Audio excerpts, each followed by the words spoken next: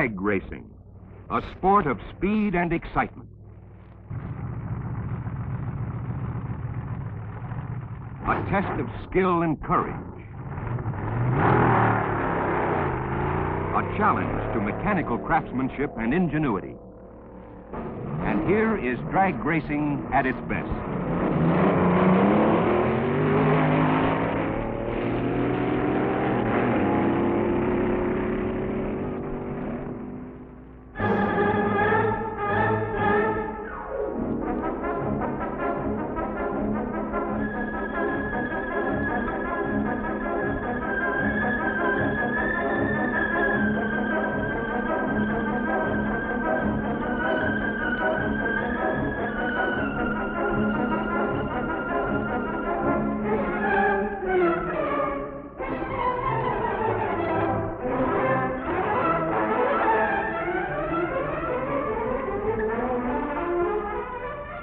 Take 900 and some cars in over 60 classes. Add drivers and crews. Toss in several thousand eager spectators. Mix well. And pour them into a top-notch drag strip in the world's motor racing capital. Tromp on the gas. And you have the biggest and best national championship drag race in the 7-year history of the event.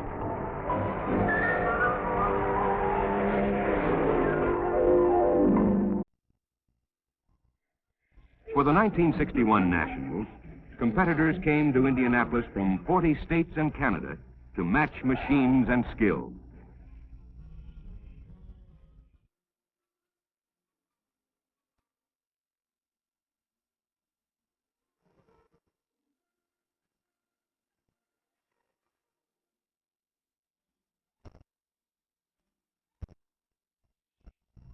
The Skians Pickering team, with their slowpoke roadster, made it all the way from Vancouver, Washington.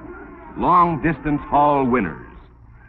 But the longest distance anyone traveled was through the NHRA safety inspection lanes, a route every entry had to take and run successfully to qualify for the meet. Checklists in hand, the trained inspectors gave the cars a point-by-point going over. Front end, steering, roll bars, brakes, fuel lines, flywheel shields, and on down the list of safety requirements, compiled and continually updated from members' experience and desires in the interest of safer racing. Next step for an okayed car was up on the scale. With cars, as with women, too much weight in the wrong place can create problems. Then, after weigh-in, classification, where horsepower, cubic inches, and weight get a run through the formula and come out a class designation. Throughout the first day, competitors continue to check in and get their cars ready for racing. With the record number of entries, pit space alone could have been a problem, to say nothing of running all the cars in time trials and competition. But with the fine facilities and layout of Raceway Park, smooth operation of all meet activities was possible. From the large main pit area, cars could move readily into the 4-lane inspection area. Then up onto the scales, around past the classification building, and then back into the pits. A second pit area for dragsters made possible 2 staging areas. This allowed more cars to be in position, ready for running. The double-lane track has a 400-foot startup section, the all-important quarter-mile stretch, and a shutdown run more than 2,000 feet long. The return road leads directly back to the pits, past the fuel check area and the tower. Grandstands at the starting line and traps provide seating for thousands of spectators. All in all, one of the finest drag race strips in the country. And with a pit full of eager drivers raring to go, there was only one thing to do. Will the contestants ready for trial runs move into the staging lanes? All stock cars in lanes 1 and 2. Street machines, modified Ford, gas coupes, and sedans in lanes 3 and 4. All roadsters, lane 5. Competition cars and altered, lane 6. Dragster classes, lane 7, 8, and 9. The first day of the meet is tune-up time. when time trials are run.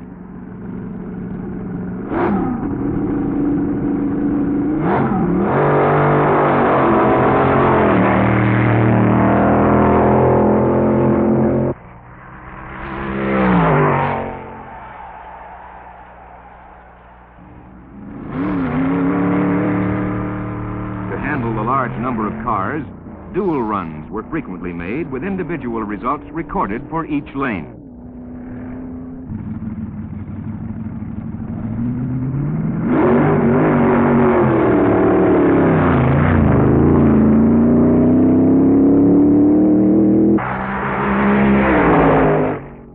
In the time trials, drivers get the feel of the track.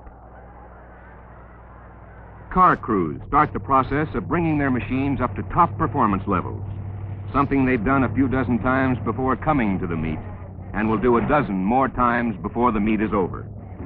The pattern seldom changes. Run. Readjust.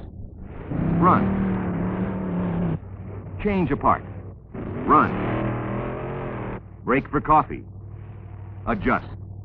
And it produces results.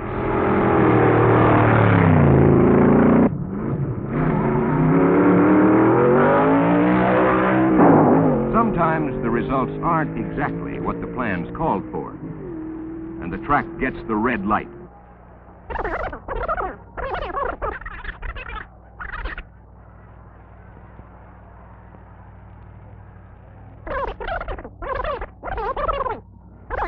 With the track clean, the green light goes on, and the track is open for running again.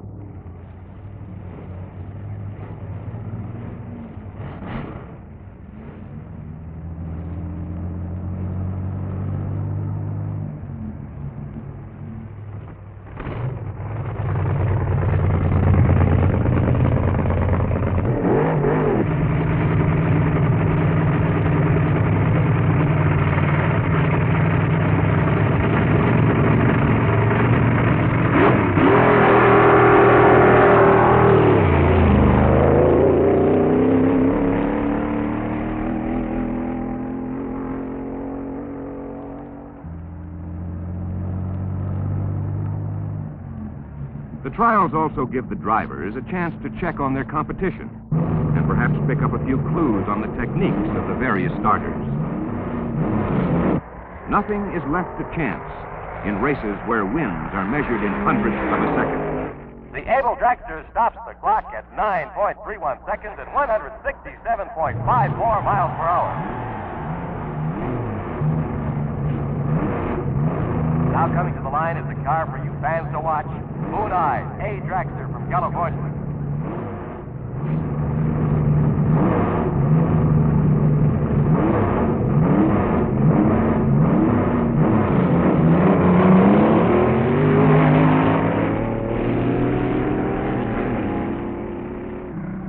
Here's tough competition in the B dragster class. Don Griffin from Fort Wayne, Indiana.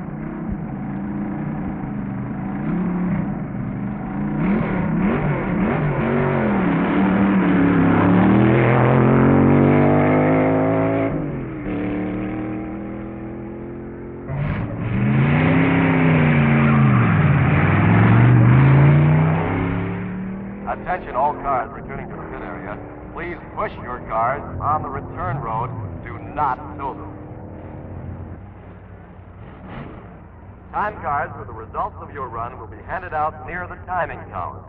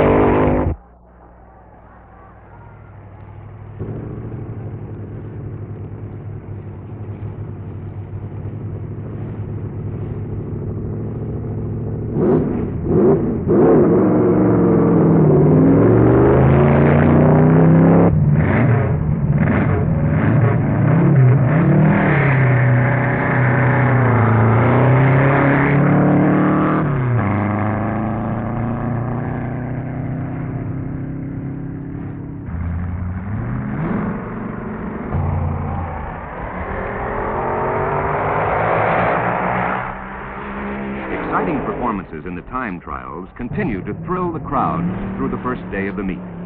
And while there were favorites, at this point there were no sure winners. Only the next few days would tell.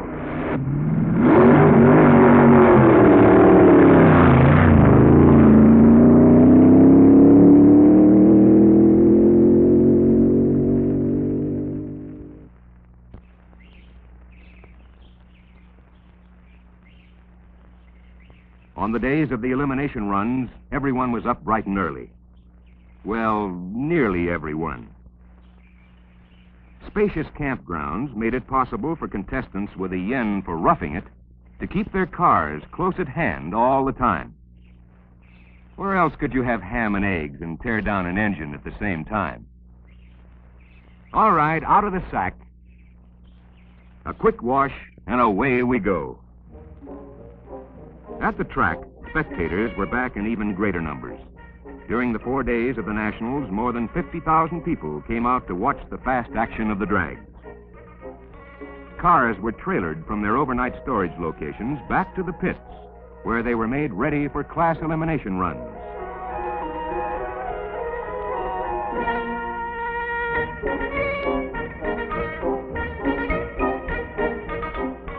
Ah, come on, Charlie. In the early hours, the staging lanes were opened, and the first cars began to move in.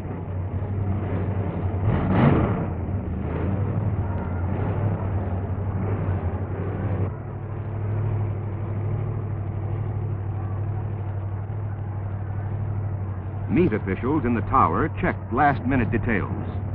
Then the word went out to start 'em rolling.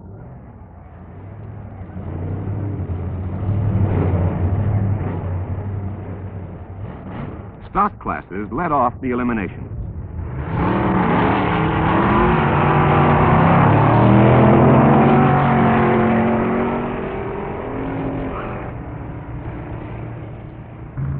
In the F-Stock class, Larry Lang of Wood River, Illinois, makes a good run against Russ Williams of Detroit.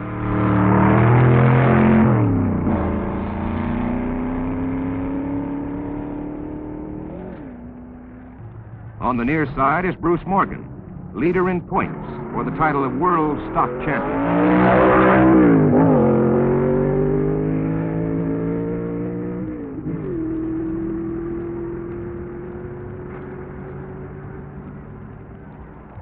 The big OS stockers, a new class at this meet, were real crowd pleasers. Here, Don Nicholson in his 409 Chevy takes on a fast Pontiac.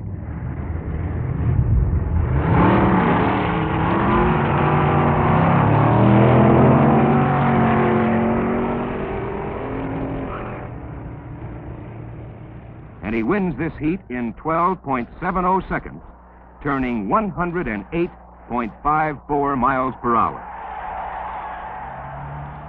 Ralph Dees, racing on his home grounds, found tough competition in the A Roadster class in this year's Nationals. The one to beat was fast proving to be the Chrysler-powered Waltz Puffer 2, a new car running in only its second meet.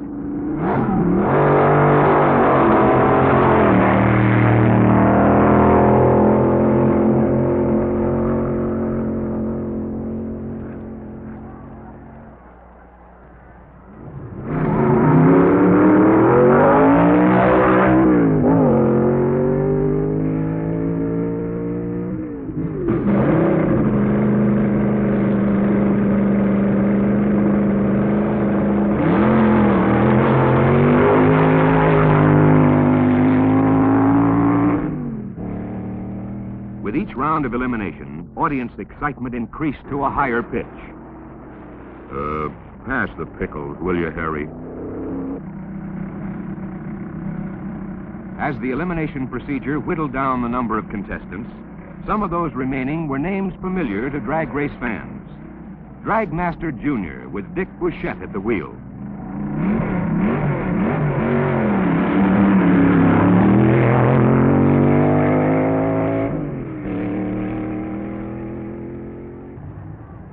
Jess Van de Vander in his hot modified roadster.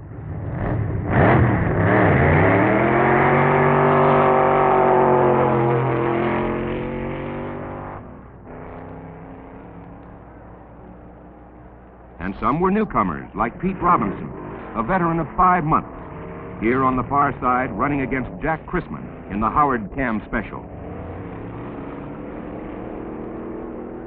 One by one, they returned to the pits, the losers to put the wraps on their cars and join the spectators, the winners to tune up and race again.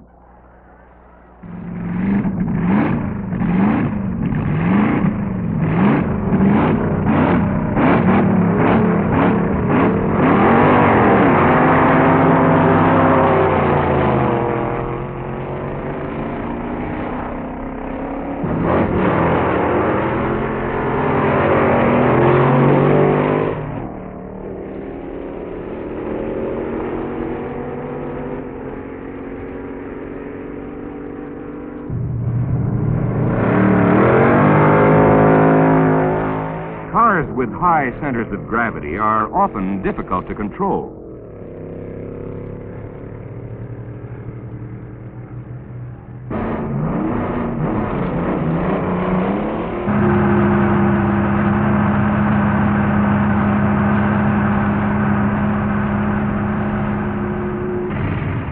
As an added thrill for spectators and contestants, Tommy Ivo's dragster, powered by 4 Buick engines, made daily exhibition runs.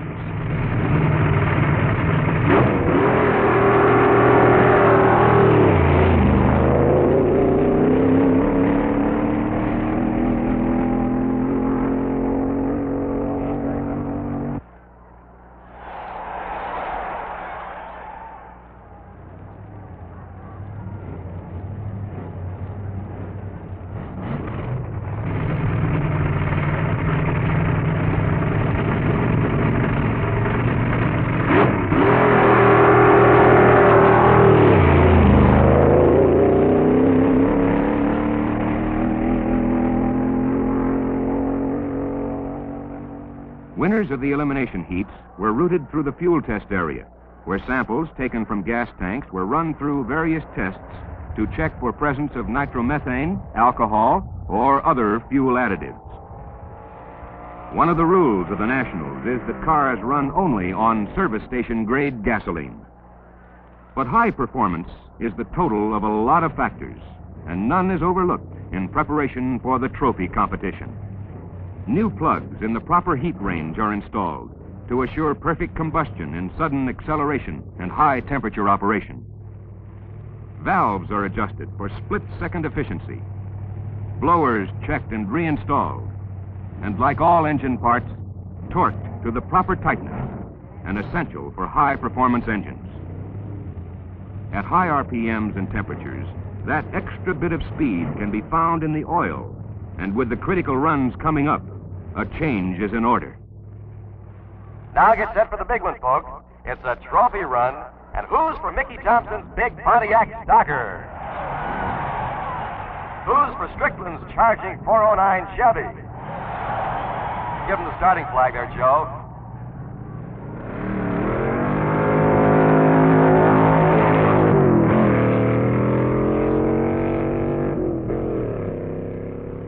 The Pontiac takes it with a 110.29 miles per hour. Class by class, it came down to the top 2 cars and the all-important trophy runs. Here's the A Modified Sports Run. Sam Perriott in his famous Cadillac-powered Curtis.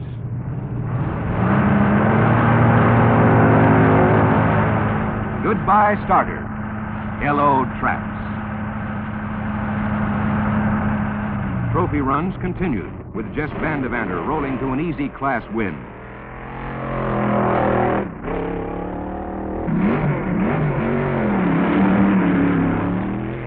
In the B dragster class, it was Chuck Starkey in his Chevy-powered car in a win over national class record-holding Music Maker from Dayton.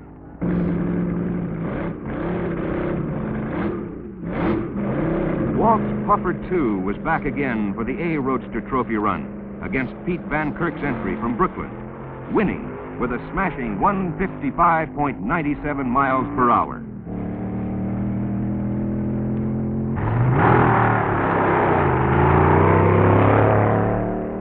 Bob Carroll's Fiat Bug raced to a win in the A competition coupe class. The A Dragster Trophy Run pitted the sleek Moon Equipment Company dragster against Gordon Collett's Chrysler-powered Old Blue.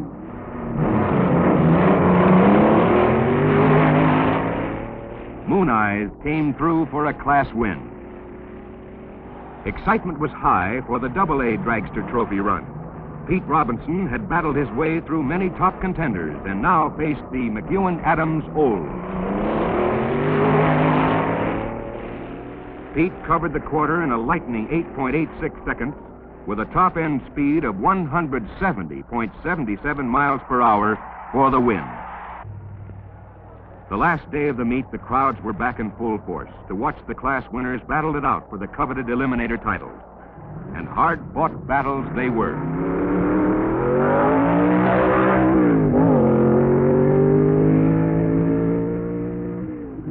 Every heat becomes more tense as the field narrows and winners come up to challenge winners.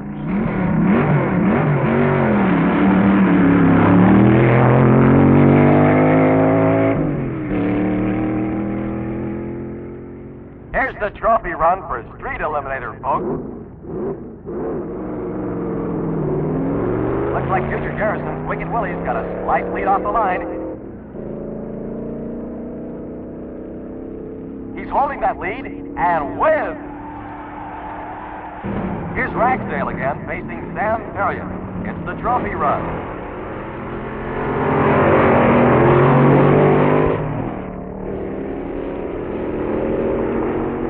It's Ragsdale out in front of the trap, taking the Little Eliminator title. Hey, here's Walt Puffer, too, back for the Middle Eliminator run with the Reese Alter.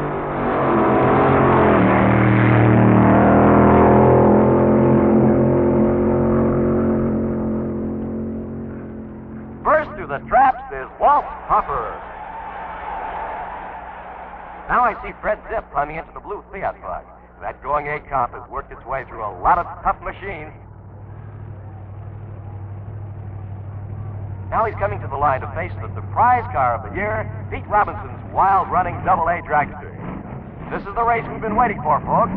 The Top Eliminator Trophy Run. Pete's up to the line now, winding up that Chevy Mill.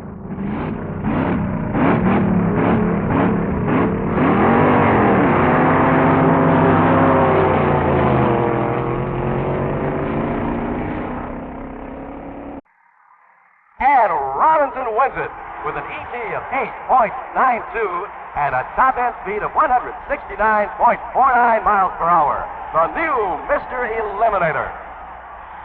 With the Top Eliminator run completed, every contest had been decided. And to leave no doubt about who the top men were, there were some mighty fine mementos of the occasion. Hearst Campbell presented two beautiful automobiles to the winners in the NHRA World Champion Points Competition for the year's top drivers. A new Pontiac went to the top stock car driver, Bruce Morgan of San Gabriel, California, and a 1961 Thunderbird to Jack Chrisman of Los Angeles, world's champion driver in the competition class. The Best Appearing Car and Crew Award was won by the Marino Monjour team, who brought their handsome B dragster all the way from New Orleans. The Best Engineered Car trophy was awarded to the B-modified roadster of Jess Vandevanter. Street Eliminator winner was Junior Garrison from Kentucky, with the Wicked Willies turning 111.66 miles per hour in 12.44 seconds. Willis Ragsdale took the Little Eliminator honors in his Chevy-powered B roadster. Walt's Puffer 2, a Chrysler-powered A roadster, brought the Middle Eliminator victory to Walt Knock, a man who's been trying for a long time and finally made it at 151.77 miles per hour in 10.45 seconds. The Top Eliminator award went to Pete Robinson, the new national champion and Mr. Eliminator. To the mechanic on the car, DA Lubricant presented a handsome ring. It's a happy day for Pete, top driver of the 1961 National. Hey, Charlie. Well, never mind. There's always next year.